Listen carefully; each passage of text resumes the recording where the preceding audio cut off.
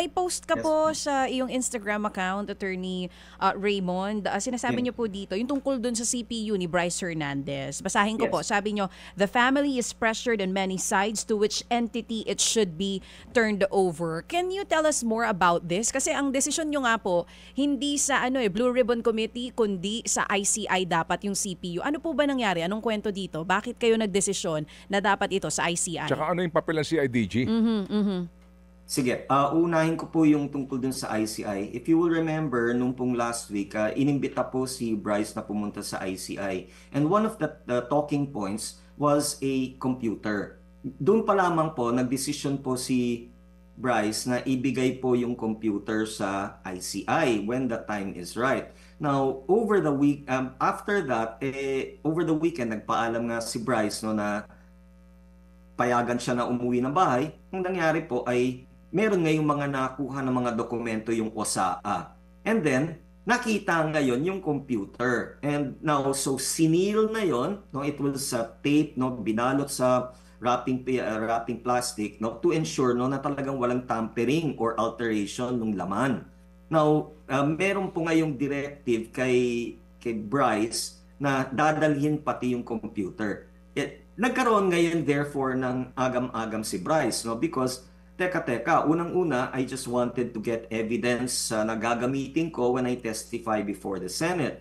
But at the same time, meron na siyang somehow pangako sa ICI. So makikita niyo po na nagkaroon ng pressures from both the Senate as well as the ICI na on his part. And nahirapan po kasi meron po talagang threat yung pong OSAA was saying na pag hindi mo tinurn over yan sa Senado, we will remove or we will withdraw yung legislative immunity mo. And then hindi namin i-recommend na ikaw ay pumasok sa Witness Protection Program. We felt that that was a threat. And pag tiningnan nyo po again, nagpa-interview si Senator Lacson, confirmed na talagang merong ganung klaseng threat, 'di ba? Kasi sinabi niya talaga pag hindi binigay ang computer na 'yan ay tatanggalin namin yung kanyang legislative immunity. For the public's information, the only reason that you have people freely talking about the scheme is because hindi sila nangangamba na when they get out ay kakasuhan sila ng cyber libel.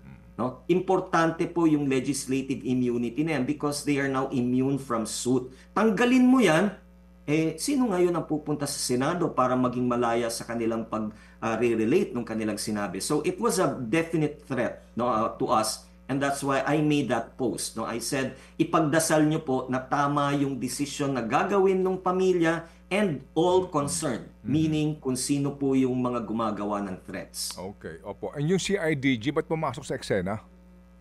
Honestly, hindi po namin alam kung bakit po nandoon sila. We all thought that nakipag-coordinate yung OSAA with the CIDG again to maintain po yung integrity po ng mga dokumento at yung mga other files na makukuha dun sa loob ng bahay ni Bryce. Hindi po kami nagpatawag ng CIDG, wala kaming kapangyarihan para gawin yon. Were you present during that time? Wala po. I had two of my lawyers there. Ano po and then they were reading ano ang actuations ng taga CIDG? Nung naandoon sila, anong kanilang purpose daw doon? Ano ang kanilang, meron ba silang tangka na kunin yung mga ebidensya? Ay, wala po. Wala naman pong ganun sa akin na report. Okay.